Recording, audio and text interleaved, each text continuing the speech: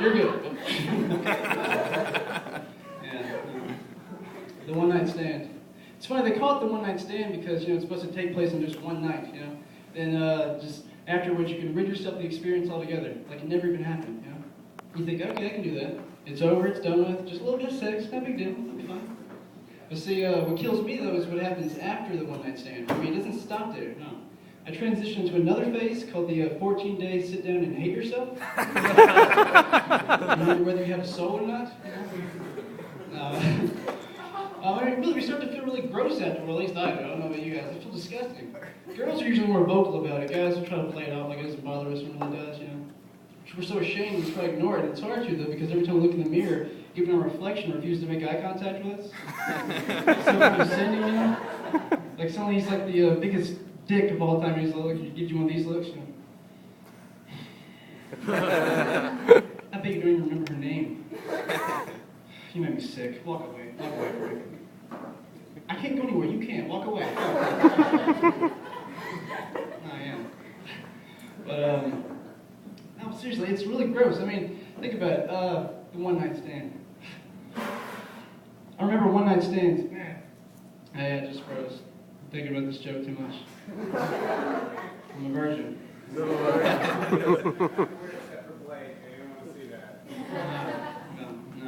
But, no, like, think about it. I mean, we feel really bad. We start to wonder, why do we feel so bad about this, What's the big deal?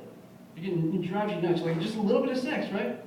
But I'll tell you, during that, 2-week period, I was sitting down hating myself, started to analyze the situation, and I figured out exactly why we feel so bad afterward. We're coming to terms with the really awful truth. And it's this, I'll tell you, that not only did you just endure, by your own free will, mind you, some stranger who you have no emotional attachment to whatsoever, sweating and spitting all over your body. And for some people, pissing, pooping, vomiting, God knows what. All night long. But to really add insult to injury, when all is said and done, in the end, still, nobody loves you. Yeah, that sucks. I'm not ready to it's brutal. No, it hurts. But as humans, we should be smarter than let something like that happen to us, I guess there's something built into our brains supposed to be on top of situations like that. That little voice in your head, your conscience, supposed to help you through life, guide you down the right path and shit. Well, I want to know one because mine's always drunk. Now, I think he has a serious problem. It's like that every day. His speech is always slurred, Anytime he gives me any advice, it's always like, go, go, go, go. Like he's a drunken frat guy or something. He was hungover once, and I swear a little bit of vomit trickled out of my ear. I'm not lying. It's disgusting. No, but seriously, I want to know one. He doesn't do his job, He's supposed to protect me from the type of agony that follows a night of loveless sex, right? Because, what is sex really without love? And don't say awesome, guys. Think about it. It's not good. You can't, cuddle with her, kiss her forehead, whisper sweet nothings in her ear. It's creepy. Especially if I were to give her the roofie. Then what the fuck's going on?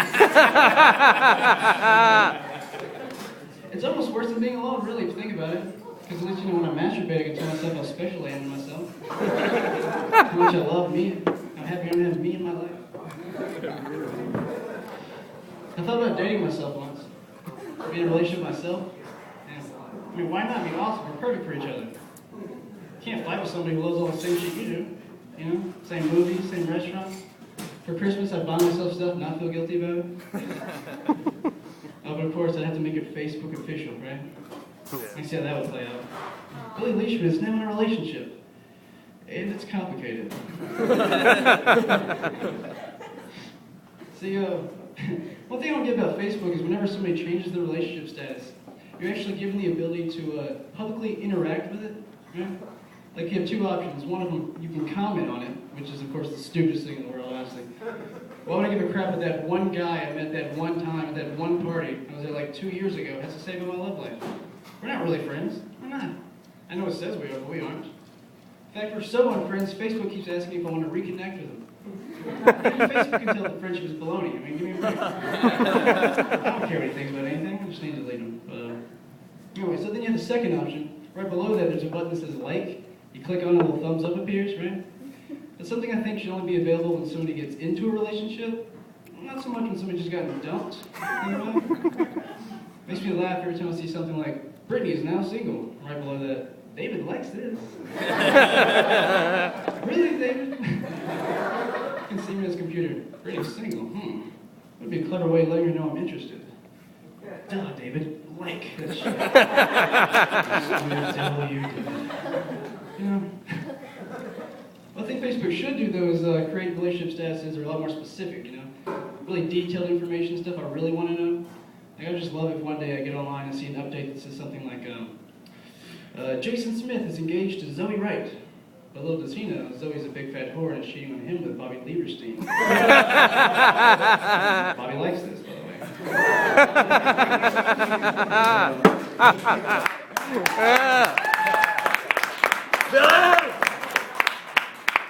Thank you for giving me a minute to take some water. I was thinking. Or, I'd love to see Jessica Miller has just been knocked up by Taylor Wade. And Taylor had to change his status to Taylor Wade went from being single to totally fucked. No,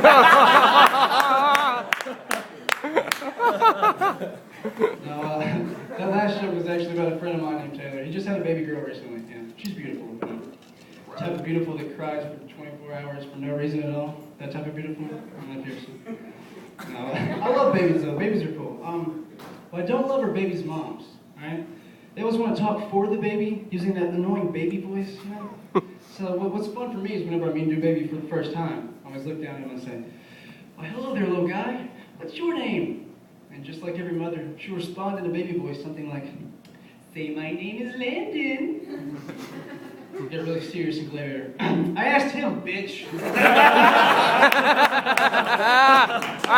His whole life? Come on. No, my friend though, he's a good dad. He is. He's only 20 years old, but he's really more responsible than a lot of 30-year-old fathers that I know. Yeah, you'd think at 20 he'd be eager to leave the house, hang out with his friends, but no, he won't do it. I try to get him to. Now, see, I wanted kids before, but now that he has one, I see, I'm afraid. I mean, it just starts to change him, you know? It didn't dawn on me until one day I asked him, "Hey man, you wanna come go to the movies with me, right? Hang out." He's like, "Nah, I'd love to, but I got the baby and all, I can't do anything." I was like, "We'll take her with us." He started freaking out. He's like, "No, I can't do that. Can't take her with us. No, can't take her. Can't take her with us." I'm like, "Dude, what's the matter? Why not?" He's like, he starts getting all emotional, right? It's really gay. He's like, "Everybody hates the people who bring babies to movies." I'm like, "How do you know, man?" He's like, "Because I hate the people who bring babies to movies. And I don't want to become what I hate." It's like, okay.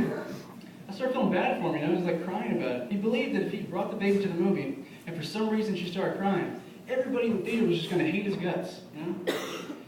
I thought to myself, and I said, you know, he's right, yeah. I also hate the people who bring babies to movies.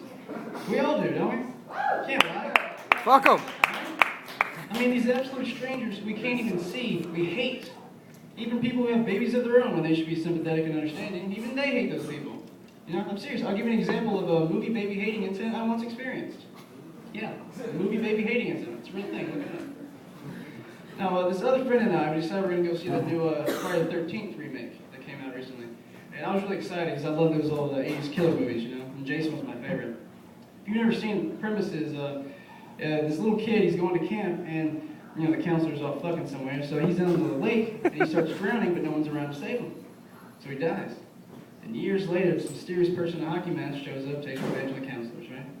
But the reason it's my favorite is because in the very original one in 1980, the killer wasn't even Jason. No, he didn't show up to all the other movies. The killer was actually, sorry, spoiler alert, Jason's mom. So, yeah. Now, isn't that just every little boy's worst nightmare to have their mother fight their battles for them? Think about it. Can you imagine how embarrassed he must have been? Probably pissed him off so much, that's why I kept coming back for 100 more sequels. He's not even mad about being drowned as a child anymore, he's just trying to maintain his street cred. That's beside the point. So, we go to see the movie, right? And like right off the bat, this is already a shitty experience. One of my contacts had fallen out on the way up there and I lost it, so everything I looked at was like half blurry. It's like looking at a 3D movie without the glasses, you know? And but just to make matters worse, I'll be damned if not 40 minutes in, a baby starts crying from up in the back row. I look over at my friend, but he's kind of half blurry, so, you know, looking at him like that. And he's just shaking his head. It was at that moment the baby hating had begun. It's like a silent code shaking your head, that's how you know. And see, this particular friend that I was with, He's what you would call the I don't give a shit friend. You know? He just doesn't give a shit about anything. Like, he has no problem with yelling at loud people in a movie theater to be quiet, right? I'd be too embarrassed to do something like that, but not him. He has huge balls. No, seriously, I've seen them. They're way too big for his body. It's disgusting. But, no, but see, what's most annoying about him when he does it is the way he says it. Like, he's polite, but it's more of a douchebag polite, you know? Like, he'll just cock his head back just enough so that his voice can bounce off the wall. He'll say something like, hey, buddy, you mind, I don't know, maybe showing the hell for a second, please? Thank you. Really appreciate that, you bastard. Anyway, it makes me really uncomfortable when he does it, so he knows that when I looked at him like that, I was signal for stand down, which of course he didn't want to do, but he did it for me. It's good for him. So we go back trying to watch the movie, and the baby's cry is just getting progressively worse, you know? I look over at my friend, I can tell it's just killing him, he can't stand it. It's like nervously tapping on the armrest, sweat's pouring from his temples, he's breathing heavy, steam is shooting out of his nostrils like he's a cartoon bull that's in charge of Bugs Bunny dressed like a matador, you know? That's a little extreme, but you get the visual, right? Okay? Anyway, and all I can think at this moment is, damn, I'm about to become an accessory to a movie baby hate crime. I don't need this on my record. But then, all of a sudden, out of the clear blue, a voice from somewhere in the theater calls out, I sure wish Jason would come kill that baby. Now,